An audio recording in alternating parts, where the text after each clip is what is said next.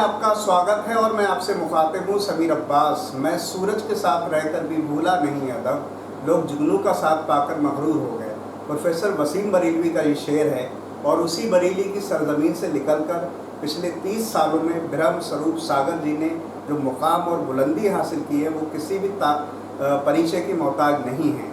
सियासत में और बरेली की सियासत में जब भी जिक्र होता है, बात होती है, तो हर एक पार्टी के नुमाइंदगी के तौर पर हर एक पार्टी का नुमाइंदा उन्हें जानता है, चाहे वो समाजवादी पार्टी का हो, बसपा का हो, कांग्रेस का हो या बीजेपी का, क्योंकि वो शख्सियत के तौर पर बहुत बड़े हैं।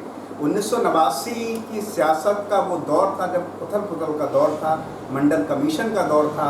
उस दौर में समाजवादी पार्टी की बुनियाद रखी गई और वहाँ से शुरुआत होती ब्रह्म स्वरूप सागर जी की।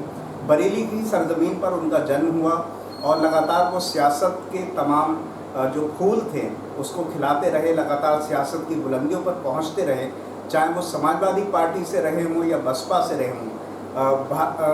बसपा में भी उन्होंने तकरीबन 10 साल का समय दिया और वहाँ पर भी ज़बरदस्त तरह से काम किया।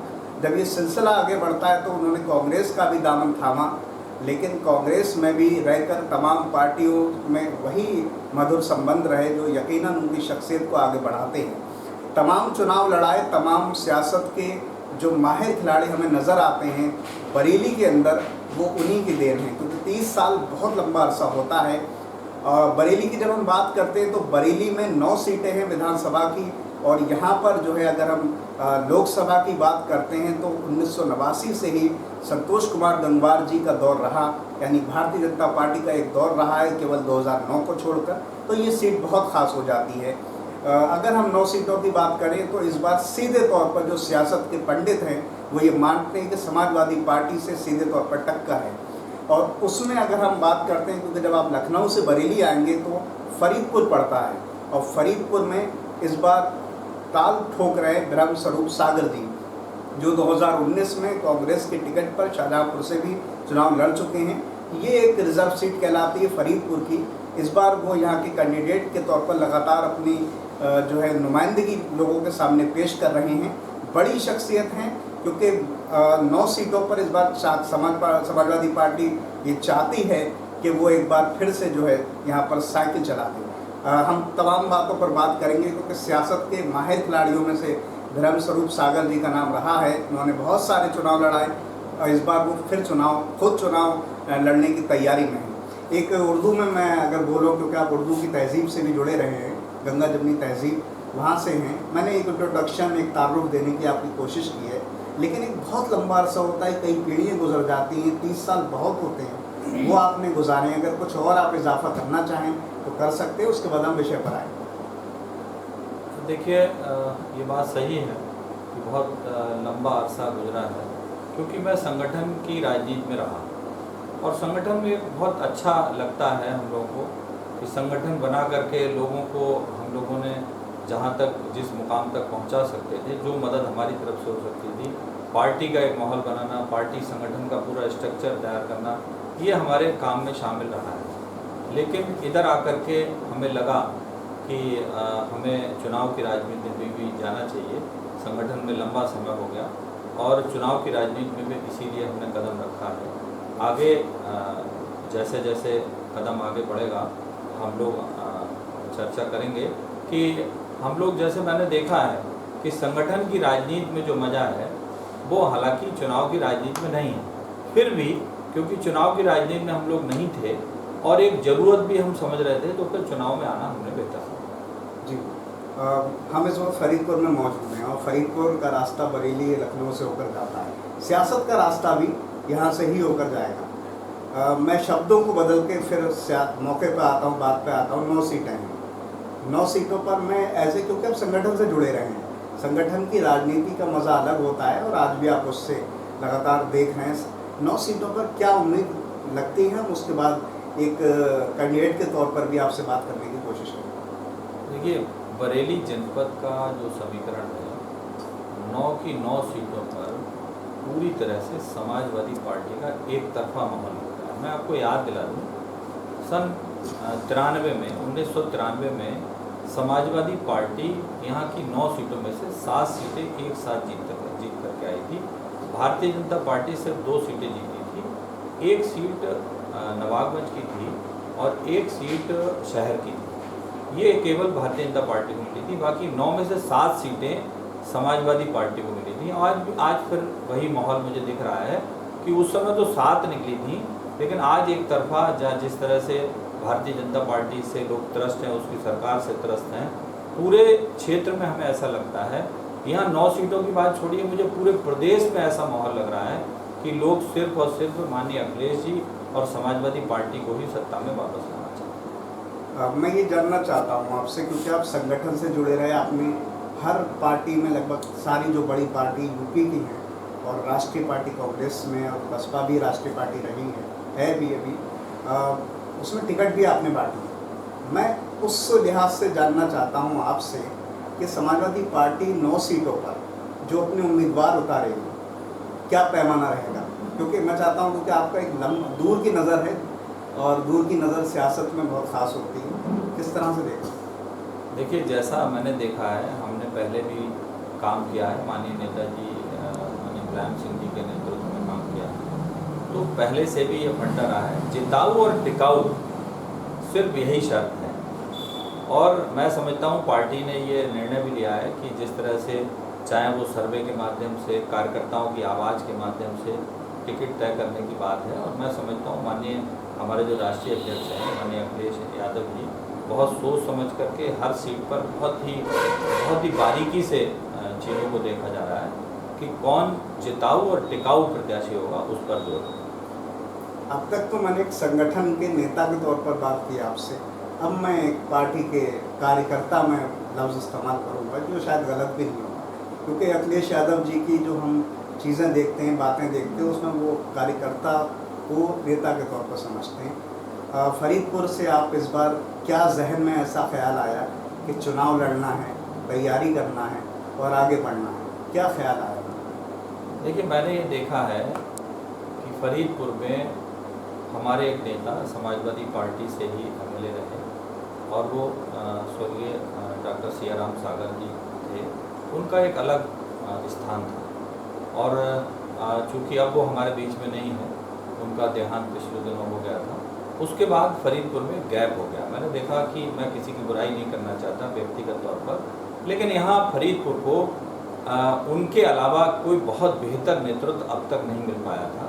और हम ये महसूस भी करते हैं, जब तक डॉक्टर सियाराम सागर जी थे, हमने यहाँ चुनाव के लिए कदम नहीं रखा। बहुत सारे हमने संगठन की राजनीति तो उनके साथ भी की थी, समाजवादी पार्टी की भी की, लेकिन कभी चुनाव लड़ने का मन उनके सामने नहीं बनाया था।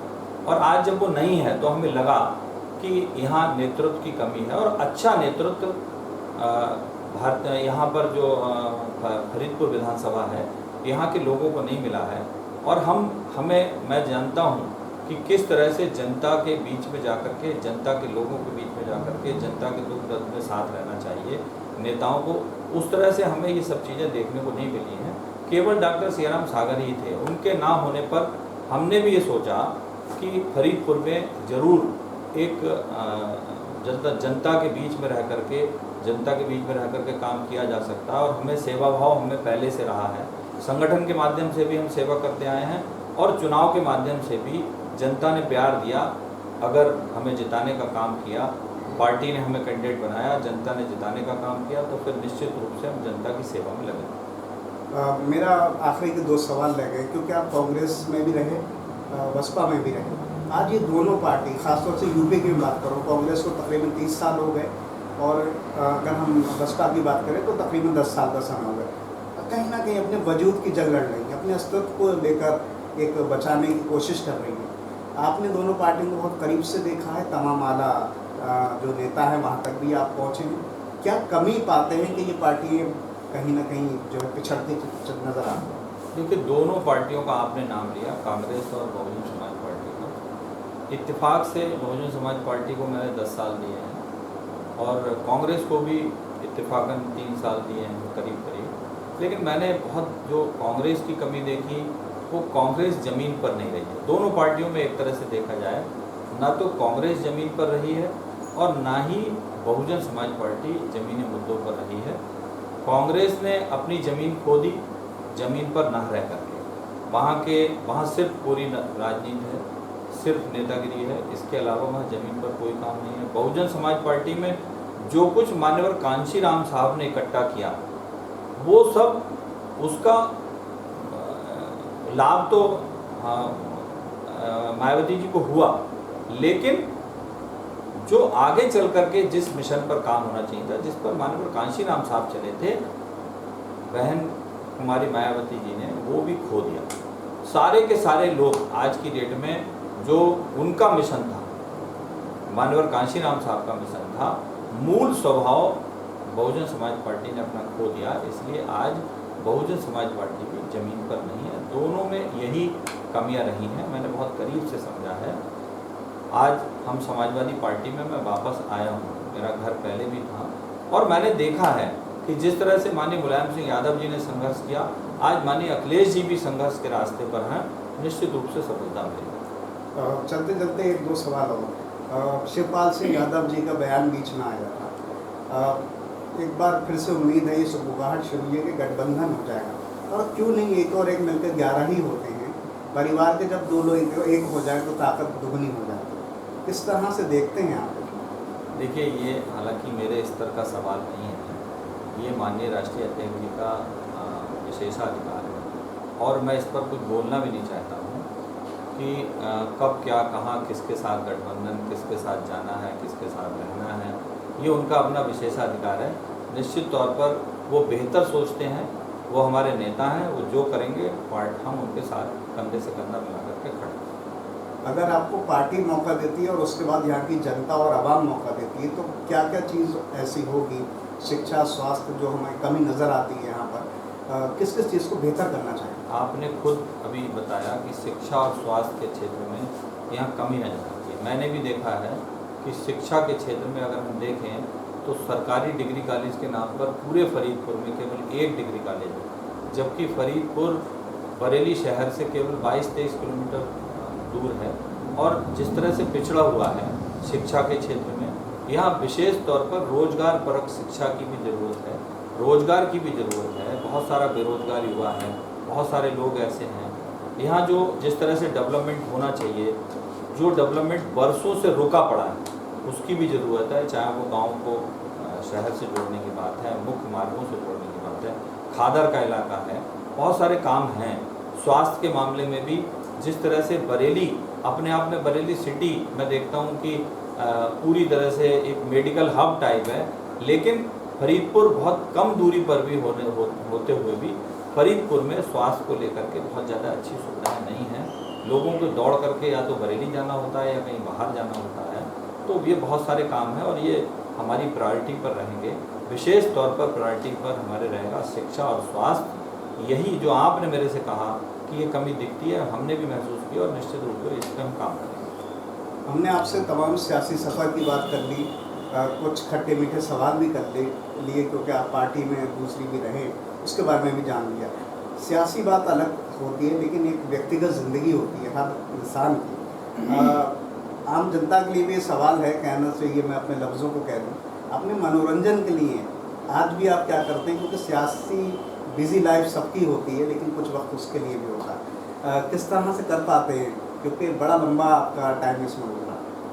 देखिए, हम लोग संगठन के माध्यम से, राजनीति के माध्यम से जनता से जुड़े और जनता के बीच में रह करके ही तमाम चीज़ें ऐसी होती हैं कि आज की डेट में हम लोग राजनीति में ही बहुत सारी चीज़ें ऐसी हैं, जनता के सुख और दुख में हम शामिल होते हैं, वही उसी में सब चीज़ें होती हैं।